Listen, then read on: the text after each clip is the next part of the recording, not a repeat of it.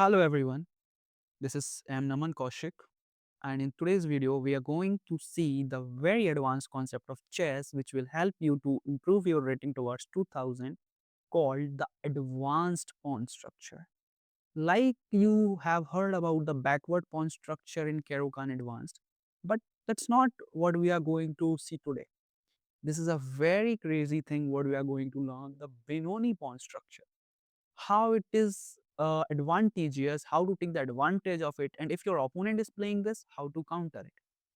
So as you can see on my screen, there is a pawn structure where one pawn is at d5 and one pawn is at c5. This is specifically the Benoni pawn structure, and d6, e6 will be the few continuation. Now, sometimes that d5 will be the strength, and sometimes it can be works as a weakness for you.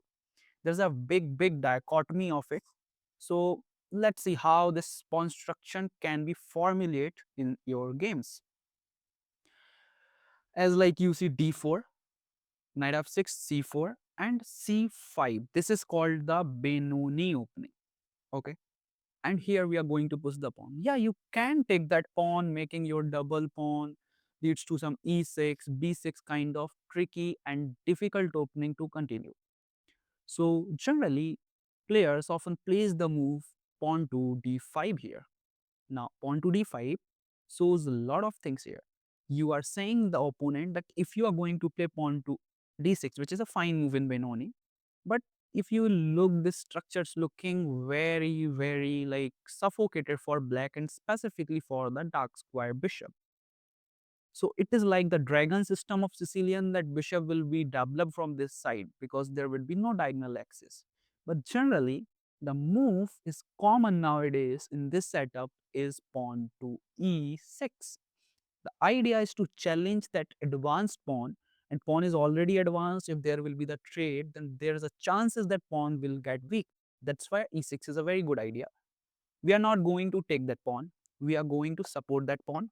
Takes, and still we are maintaining our advanced pawn. This is the idea what we are following. Now d6 came. Now this is not that suffocation what earlier we see, because there's some kind of room this side to access this e file and attack on your pawns.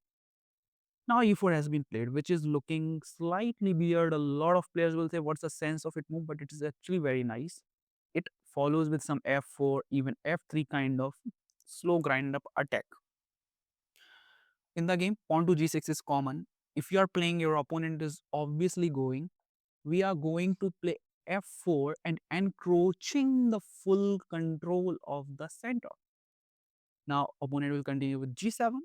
Now you would like ask why like we are going with the f4 move, why not bishop g5, knight f3? That's fine, you can go. But it's my personal suggestion. As theory, a lot of you will see f4 is a move and it's very tricky. How is it tricky? Reason, the most natural move is bishop g7, what your opponent is gonna play. But now what is a very tricky move? You can like pause the video and think for 2 minutes. What's the exact way to trick your opponent here? The move is bishop g5. Sorry, bishop b5. Now, how it's tricky? If I'll ask you what you will play here as black, less likely you will say king f8, king e7, because moving the king, working your castle is not good. Knight to c6 isn't possible due to the like free knight there. Now, a lot of 90% player will think bishop here or knight here, but that is actually the blunder. Obviously, knight move is clear-cut blunder. As you can see, the pawn push, even move doesn't move. I don't care. I'm gonna push the pawn and knight is spin. If you are thinking you can counter attack on my bishop, but it will not work because I'll take it with the check. That's the problem. And if you are moving the bishop, which is again the most natural move, again the same idea. Now you would say, but now opponent can take my bishop. Yes, he can take, but it's a big problem, because still we are going to play the move pawn takes f6. Now this and this, both pieces are hanging at same time, and right now pieces are equal. It means black is again going to lose a piece there. Got it? That's why that f4 kind of move, supporting e5 and check, you can trick your opponent. It doesn't need to be directly win with the f4, right? Bishop g7 was not a bad move. That was a good move. So what's the defense of the opponent? Obviously, breaking the castle is not a very good idea. So the very nice, and only move is to go back knight f to d7, which is very, very difficult even for the less rated players to find. They'll instantly play this move and you will win the game. Now, how to continue in this opening after the knight? We will see one game today of the Kasparov also. So you will get that there. Now, after this bishop check, knight to d7 is basically the theory that you can see. Okay. Now, we are going to see how to counter Benoni, or you would say simply first game is of Capablanca versus Zenoski David. I'm directly coming with the game for your example. And here, Capablanca plays the reversed Benoni setup. Ideas are obviously same, and he crushed his opponent like in a beautiful way. Okay, so let's come on the screen, be attentive. Knight f3, d5, g3, pawn d5, c5, bishop g2, knight to c6, castle, e5, c4. This is a common opening theory, done. And now, as you can see, the pawn to d4 and pawn to d3 came. This is a Benoni, reverse Benoni's advanced pawn structure formulated. Only the difference that in the last position, I have told you that instead of this move, there was a move directly there. But it is slightly different from that, because opponent can push the pawn. If you play this and the knight is jumping towards this side, you will be under a big problem. So Capablanca plays first d3, which is also fine because your bishop is already looking towards a big, this rook on a good diagonal.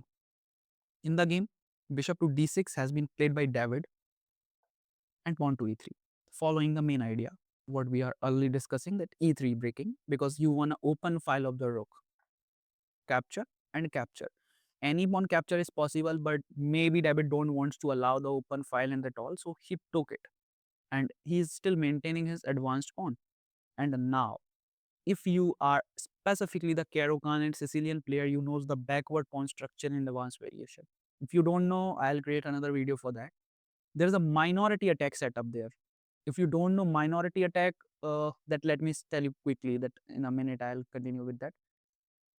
So minority attack is specifically in the Carlsbad structure you will find. There's a pawn structure like with knight f3, knight f6, pawn c3, this e6, and it is a like Carlsbad structure. You can develop your bishop first, but this is like example I'm giving simply.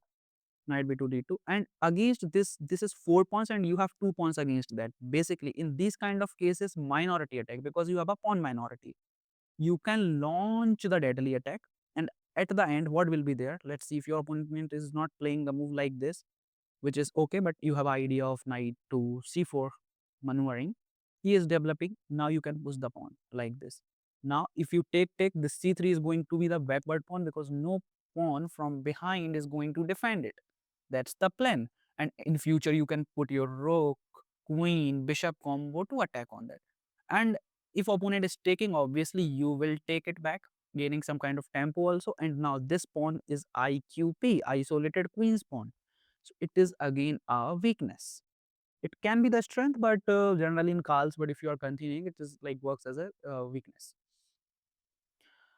So the minority attack is very good if any opponent is getting that, to make the pawn structure worse who has the majority. But in Benoni, it is totally different. As we are looking the game of Capablanca versus David Janowski. So what was in the game? Let's come. G3 has been played and that all setup we already saw till here. And in the game, A3 has been played. Now you will say, what is a move A3? Lot of like 1500-1600 players will say, what is A3? What's the meaning? Some of you will understand, okay, he want to attack and launch the majority this side. And this is the first point and very important point. If your opponent has the advanced pawn in your territory, that is actually the weakness. The reason that he has 2 pawns here, but you have 3, because 1 pawn is already surpasses this d4. You can create the passed pawn against that 2 in the end game and win this side. Your pawn I is also looking towards this way to launch this. Now in last position is minority attack, I told you there's a like this setup was there, but that will not work here, because this is not first of all the Carlsbad structure. Your pawns, the like places are totally different from there. even if you will try, that is actually bad for him. You are going to take, and again 2 versus 1, and you have the pawn majority. You will create a pass pawn. So a5 has been played. Very important move to stop the move before the early majority attack. In the game, knight b2 d2 is played with the idea to put the knight in center in future, either to put the knight at the c4. You will see how it like beautifully Capablanca placed the knight in the game, squeeze the full opponent's territory. In the game, normal development, bishop rook e1 to create some pressure in center, and queen c2 played. And this is the move which is actually very, very deep to understand, and I think it's a preparation of Capablanca what he did. You can take 2 minutes, 5 minutes, 10 minutes, but stop the video and think. I'll suggest you to improve your understanding. What's the idea of this move, queen to c2? Let me tell. This move has a deep understanding and deep line to attack both sides of the board. You would say, what? There's the pawn. What I'm saying. You will see in the game what he did. Another, this pawn queen move is supporting pawn c5 at a point, which allows the knight the square of c4 and the square of d6 and b6, because your pawn will be here. So you will get the knight at 6th rank as an outpost square, which is like the octopus knight. Knight at 6th rank is the most powerful knight. You know that? So queen c2's idea is that. Also, this move is connecting the rook, so developing move also. It is controlling the indirectly e4 square, so no pawn move for future. Rook to e8 has been played, and pawn to b3. You will say, what kind of move b3 again? But again, stop the video and try to identify why Capablanca has played the move b3. There is a move you would say like his idea is to launch rook b1 and then pawn push. But why not direct rook b1 and pawn b4 he has played? What's the difference in both? First b3, then rook b1, then pawn push. It's like looking he is wasting the tempo. But it is very important to do that. It's very deep to understand. If you are directly going to play rook to b1, there is a problem of the move a4. And if you will go, there is an n passant, takes, take, and this pawn is now getting weak. This pawn is also kind of a weakness, because if opponent get the open file and access the third and second rank, you will be under a big pressure. You cannot launch your attack here. You want a perfect majority attack which will just squeeze and create a pressure like a mountain on opponent's position. So in the game, Capablanca first plays b3. The idea of b3 is very simple: to stop a4. In the game, h6 is played. Now, even this move I don't feel like personally is a very good idea to continue with. Okay. What is the sense of the move, this move h6? You are stopping my knight in future bishop. Okay, that's very common in this kind of attacks to stop. But here moving h6 needs to weakening this diagonal. And in future, somehow I can do there. Or I can launch g4, g5 and open your king. Now you will say again, this is a dichotomy that first we are going to expand queen side and why to expand king side? Because this is a Chanakya's strategy, right? You are showing that you are going to attack queen side and you will do that. So opponent will put his all efforts to stop you there. And in that, opponent's all pieces would be at queen side. There will be no strong defender for your king. It means then you are free to attack on the king. And that switching flanks kind of things this queen is doing to switch here. Okay. In the game, rook to b1 played, as all of you can understand, the idea is to press the move b4 here. Bishop to e6, normal development to create some kind of diagonally pressure on the pawn. h4. Again, a very crazy deep idea of Capablanca, which is not fully engine supported. Engine is supporting to go pawn c5 and then knight to c4 kind of thing, and knight to e5 kind of ideas. What is the h4 here? Take time and think. h4 is deep reason is he is going to expand in future to attack. You will see how he did in the game, and making the square for the knight in future to put the queen at this place. Rook to c8 has been played. Pawn to c5 by Capablanca, as we are early discussing the ideas. Bishop back, because bishop was attacked, no good moves, and going to c7 puts like blocking the rook. I feel again to go that side is slightly better, to like Knight has some kind of room, but this move is again taking the square of knight to maneuver at a good place to attack it. Capablanca goes with this move. If he takes it the knight, your queen is get developed towards the opponent's king, which is a very weak pawn now, because your pieces are first of all already squeezed here. Knight's not defending much and at all. F6 has been played. That is again like of black has a fully squeezed paralyzed position. He doesn't have much. He's only playing some move to create some counterplay in future or making the room for bishop back. King h8 again. Move doesn't make very much sense for me specifically. Yes, there would be something he has calculated, but this is a mistake of him. Okay. Okay, this is psychological pressure also, because now what you can understand what white has. Now you would say, why opponent is moving king to h8 here, not capturing the knight? What's the issue if you take my knight? It's like because I will take here and something like check came and now you go. So you will lose a tempo. That's why maybe he directly moves king h8 instead of doing that. And now there is a move queen to f7 came and your light squares are totally demolished. Knight is attacked. If you're trying to save the knight, then I have something queen takes b7 and now your position is already destroyed. What you are going to do? Natural development leads to like b4 and this idea is also continued. This side also demolished. Knight can maneuver in future like this. So he will lose. So maybe that's why he moves king h8 to avoid one tempo check. On push, takes, and a knight back here. Again, why not he takes now? What's the problem?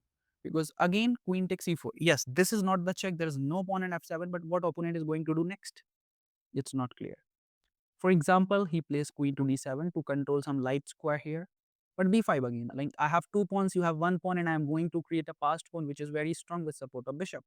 Again, you are -3 in position. So he not captured and allows here the knight move in future, what we will get. But queen c1, in starting as we get, the queen c2 was very deep looking towards the both side of the board. Okay. So he's slowly changing the plans and confusing the opponent that I'm attacking the queen side, I'm attacking the king side. In the game, knight to b5 is played by the David Janowski. Maybe the idea to somehow maneuver the knight at c3, c7. I mean, he doesn't have much fully squished position. And knight to h2. A very nice move. The plan to expand this side to open the king. Some kind of sacrifice can work to checkmate. Yes, there can be the better move here to play rook a1 idea and directly launch with the attack. But yes, this is a very good strategical plan to put pressure on the opponent.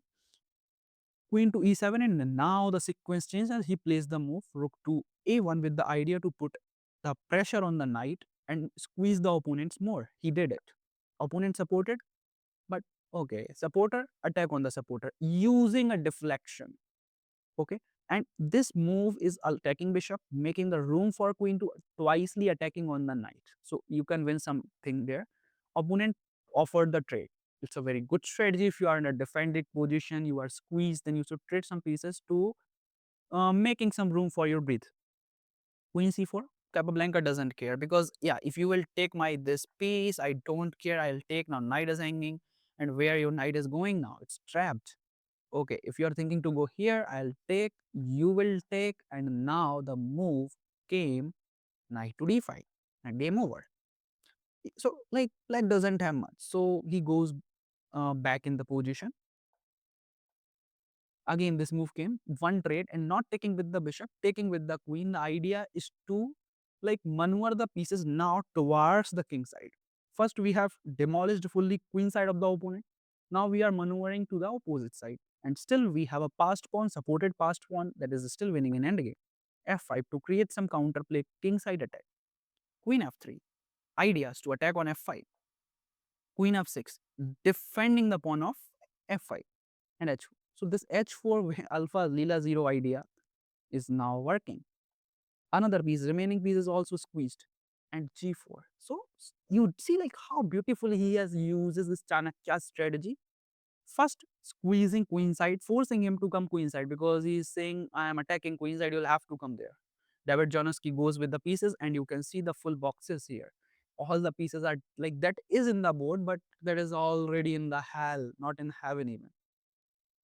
Pawn to f5. But this move leads to weakening all the light square in the position of your opponent, so you can put your knight bishop there. So Capablanca did this. Knight to c6 to attack on the rook, saving the rook, doubling and somehow like trading and that all, but nothing much he has. That's why he's putting like that. Offer the queen trade. You would say why? Why Capablanca is offering the queen trade? What's the logic of this move? While he is winning, he has aggressive position because grandmasters, super grandmasters knows this is a completely winning endgame with these 2 pawns and this squeezed position with black. So he's trading that. Opponent takes, that's fine. That position is again +3 for you. Your bishop can maneuver, pawn g5, and that all setup you have. Opponent declined because if you are losing, opponent is a completely winning endgame, then you should not trade queen and knight specifically. That can make some counterplay. So queen f8, knight f3, attacking on the queen. And now, will you save your queen? No. Capablanca plays a brilliant move, knight h4. Reason, if you take 9 point, I'll get 5 with the check and 9 again. So I'll sacrifice 9 plus 3, 12. I'll gain 9 plus 5, 13, 14 points. So what he's getting. So attack, knight h4, he doesn't take, and checkmating threat, saving the checkmate, attacking on the queen. Reason, brilliant move, like free bishop he is saying. What is the idea? To gain the rook. So brilliant move after brilliant. He is playing continuously. Opponent plays knight here to attack on the opponent's queen, counter attack. The brilliant queen sacrifice. The very nice move because you will take my queen, I'll take your queen, takes, and f3. Blocking the structure, supporting g5, and again he has the extra rook for a knight. Exchange up, completely winning. f5 has been played, trading of the pieces, and at the end easy conversion was here. You can already see he is +2 in material. This pawn is hanging, there is two clear passed pawn. He has the beautiful knight on 6th rank while bishop is not that good. So opponent David Januski resigned this game. So key insight of the game, as you see that a4 idea, a3 idea, and starting to counter it, then beautifully first b3, then rook b1, then launch the attack to make the room for the knight, all the tactics. Now the second thing in the game or in this theory can be that if you doesn't have the Benoni, you are playing against the Benoni structure, then how to continue. There is a very famous game between Frank Marshall and Nimzovich. What I'll make another video, or you can see I'll put the link of that in the description.